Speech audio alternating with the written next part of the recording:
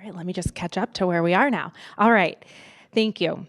So next up, I'm going to introduce our first awardee this evening.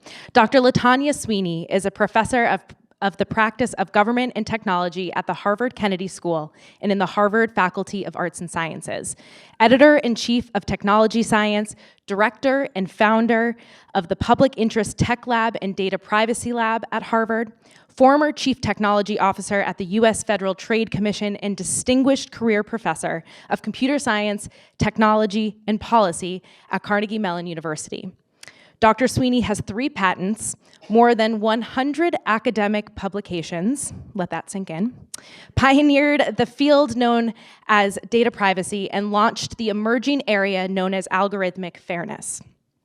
Dr. Sweeney is a recipient of the Louis B. Brandeis Privacy Award, the American Psychiatric Association's Privacy Advocacy Award, an elected fellow on the American College of Medical Informatics, and has testified before government bodies worldwide.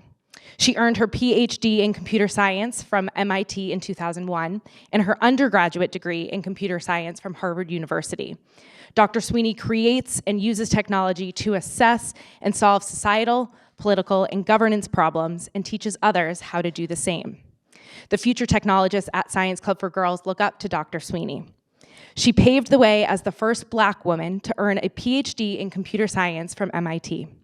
She also inspires us to realize the potential and power of data, but remember that individuals are at the heart of these matters. So that's impressive. Please join me now in welcoming Dr. Sweeney to the stage and congratulating her on receiving this honor tonight.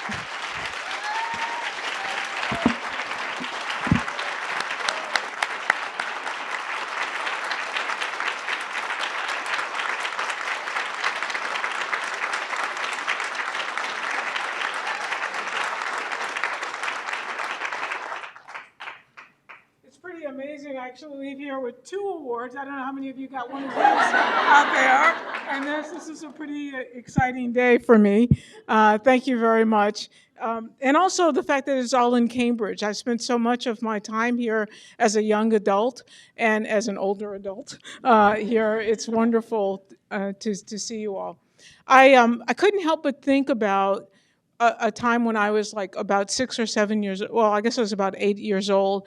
I was a Black girl in the 1960s growing up in the South during the Civil Rights Movement. I was raised by my great-grandparents. And one day I asked and I just loved math. I just excelled in it. My life was messy and complicated, but math was sort of really, there was always, back then, one answer. Now we, And I just liked the logic of it all. So one day I asked my great-grandmother who was raising me, what do you call a person who loves math?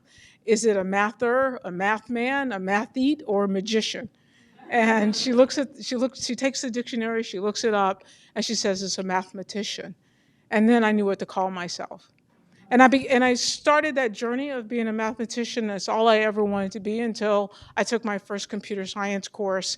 And what was amazing about computer science is everything I liked about math, the logic of it, the certainty of it, was there in programming form. But the difference was computers did things in the real world. They changed people's lives, and I found that fascinating. It brought to life my passion.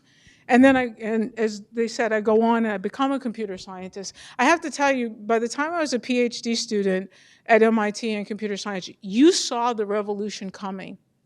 You knew that technology was going to change everything. And I was really naive. I thought it was going to be the great equalizer. That was going to right all of the wrongs of society. After all, it was cheap, it was easy to reproduce, it would be fair and honest, and would lead us to a much better society. So even before I graduated, that turned out to not be true. And so I've literally spent my entire career still always that graduate student, trying to fulfill that vision and fighting and finding places where technology's off the rails, often shedding a simple light on the issue, and then watching 1,000 great minds to follow. I've done that for privacy, for algorithmic fairness. And in 2016, when I decided I was going to look at the election, who could have known what we would find? And so we were the first there as well. It's just been an incredible ride. But when I think about Science Club for Girls, I really think about that journey of who am I, like knowing what to call yourself, knowing what being exposed. That's what Science Club for Girls offers girls more than my great-grandmother could have done by looking in a dictionary, but exposing so much more, including my bracelet, I just might add. And also, at the same time, the promise to society that it provides. If I wasn't in the room, if I wasn't doing the things that I do, a lot of these issues would have gone unchecked. And it's really important to have a different perspective, a different vision, someone who sees the world in a different way in the room, able to help make decisions and craft our future. And this is the big promise of the Science Club for Girls.